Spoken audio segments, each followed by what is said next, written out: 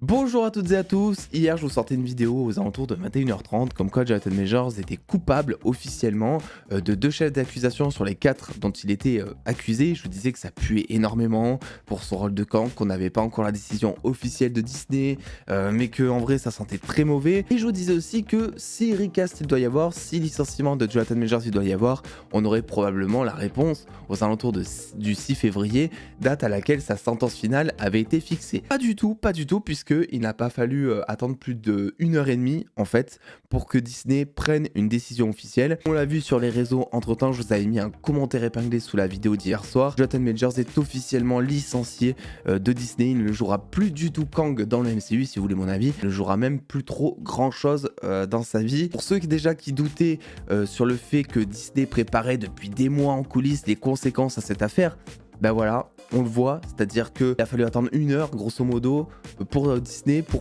communiquer la décision. Donc ça veut bel et bien dire que ça fait des mois qu'ils taffent sur le sujet et que les armées d'avocats de Disney sont en train de plancher là-dessus. Donc déjà, première information, Jonathan Majors, c'est finito. Ce qui soulève la question, que va-t-il advenir de Kang dans la MCU? Est-ce qu'il va rester? Est-ce qu'on va le recast? Qu'est-ce qu'on va faire? Il y a des news qui laissent suggérer que Kang ne serait plus forcément de la partie dans le reste du MCU, même si on a aussi des rumeurs qui disent que finalement ils vont recast l'acteur. Voilà, donc ça c'est des rumeurs qui datent d'il y a plusieurs mois, c'est possible que les plans changent évidemment entre temps. En fait, les deux se valent. Soit on va partir sur un autre méchant, soit on va recast l'acteur.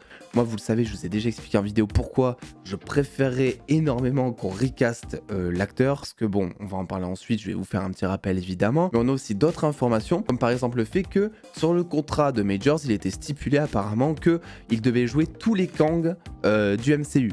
Voilà.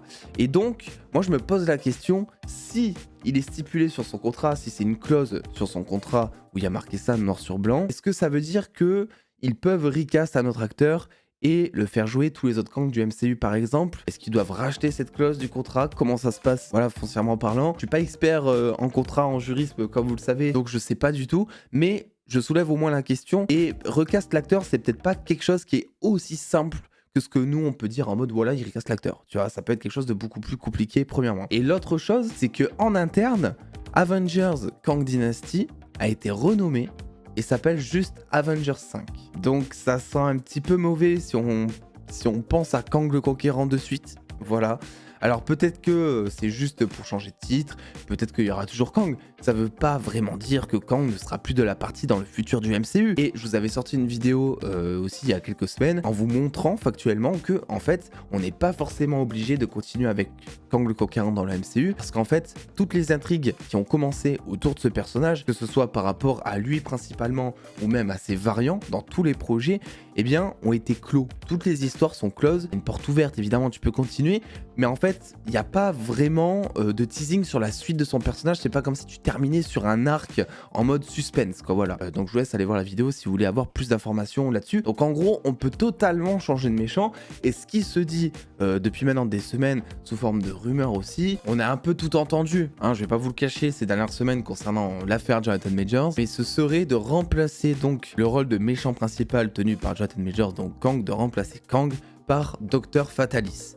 Voilà, et je sais que beaucoup sont ultra chauds par rapport à ça, et je comprends totalement pourquoi. C'est Dr Fatalis, c'est Dr Doom, tu vois, c'est un des méchants les plus charismatiques de Marvel dans les comics, quelqu'un de très important. Mais si on prend un peu de recul, est-ce que vraiment, vous, personne qui souhaitez absolument Dr Doom, ce que je comprends, est-ce que vraiment vous voulez que Dr Doom soit là pour 3 projets? Tu vois, est-ce que vous ne préférez pas attendre un petit peu et que par exemple ce soit le grand méchant de toute une saga Marvel avec énormément de teasing autour de son personnage, avec des enjeux, avec du charisme qui est en train de naître, etc. Est-ce que vous préfériez pas ça franchement? Moi aussi je suis très chaud pour Doctor Doom, mais en vrai, est-ce que ça serait pas plus intéressant de recast un acteur comme on l'avait fait à l'époque d'Iron Man 2, où d'ailleurs à ce moment-là il y avait au final très peu de personnes qui étaient au courant qu'il y avait eu un recast, tu vois. Enfin moi personnellement, bon après j'étais tout petit, je baignais pas dans la news encore, etc. Mais j'avais même pas capté que Rhodes ils avaient été recast, quoi, tu vois. Après il faut aussi dire que c'était un personnage secondaire, donc c'est pas vraiment comme Kang, mais Kang on l'a pas énormément vu non plus quand tu parles de ça.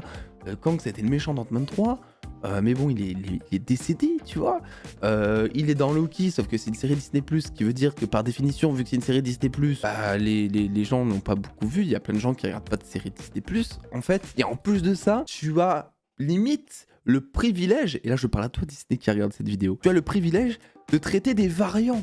En fait, là en ce moment même. Donc en fait, Kang, c'est limite le personnage en ce moment le plus facile à recast. T'as juste à dire que c'était un variant. Limite, tu dis rien en fait. Limite, tu peux limite rien dire. Tu peux nous faire une Johnny Depp dans les Animaux Fantastiques 3, où il a été remplacé par Mads Mikkelsen. Et là, par contre, il y avait besoin d'une explication, tu vois, parce que le gars change typiquement de physique en tant que Grindelwald. C'est dans l'univers d'Harry Potter, tu peux très bien dire, oui, j'ai bu une potion, j'ai bu un truc. Ils n'ont rien dit. Ils n'ont rien dit. Ils nous ont laissé nous démerder en mode, mais Johnny Depp, là, il a pas changé, tu vois. Voilà, donc il y a eu un véritable problème, parce que c'est ce qu'on attendait.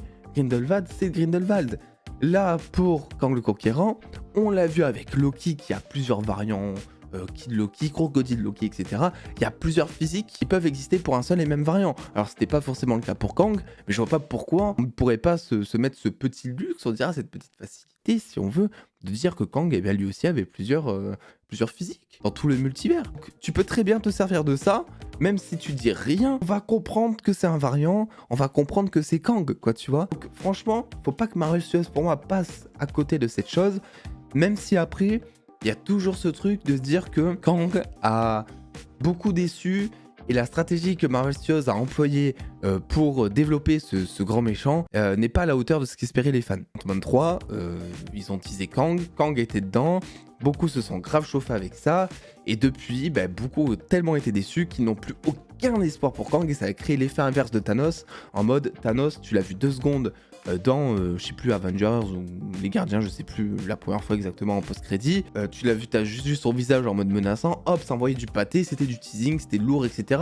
Là, Kang, c'était l'inverse, il a eu le droit à un film solo déjà, sauf que dedans, il a été ridiculisé, c'est ce que beaucoup disent, et c'est comme ça que beaucoup l'ont pris, et du coup, bah, plus personne n'a de hype concernant ce personnage, quoi, voilà. Même s'il y avait tout un traitement avec ses variants, le multivers dans Loki, etc., qui était ultra intéressant, mais peut-être que du coup, Marvel Studios va se dire, quitte à changer l'acteur, en fait, autant rebondir, autant essayer de plaire aux fans, et autant arrêter avec Kang, parce que la stratégie qu'on essaie de proposer depuis le départ, elle fonctionne pas. Voilà. Ce que je comprendrais aussi au final, mais j'avoue que j'aurais quand même... En fait, si jamais, là, maintenant, tout de suite, il y a une news, en mode... Docteur Fatalis, prochain grand méchant, voilà, à venir à partir du prochain film Avengers, ou je sais pas trop quoi. Si on apprend en gros que Kang est remplacé par Docteur Fatalis, évidemment que je vais vous sortir une vidéo où je vais être en mode « Ouah putain, trop bien, j'ai trop hâte de voir qui va être l'acteur, j'espère que ça va être un tel, ça va être surpuissant, en plus il y a les 4 phases qui arrivent, tu peux créer un lien et tout. » Évidemment, tu vois que c'est Docteur Doom. Mais objectivement parlant, il vaut pas mieux attendre. Est-ce qu'on ne veut pas profiter de ce que Kang a à nous proposer, puisque je rappelle que là, ça y est, on y est. On est dans Kang le Conquérant, ce qui veut dire que c'est la dernière fois dans le MCU en live action où on peut profiter d'avoir Kang dans le MCU, justement. Une fois que ça sera fini, il n'y aura plus d'arc Kang. Et comme Ultron, ils l'ont utilisé pour Avengers 2, peut-être qu'il pourrait revenir un de ces cas, je sais pas, pour un variant ou un truc comme ça. Il revient vite fait pour What If, sous d'autres formes, par exemple, et tout, hein. Mais c'est pas Ultron en mode grande menace, grand méchant. Ça a été utilisé, ça déjà, ça y est. Et certains diront que ça a été gâché, parce que c'est vrai qu'en vrai, Ultron, il avait le potentiel d'être un grand méchant de saga.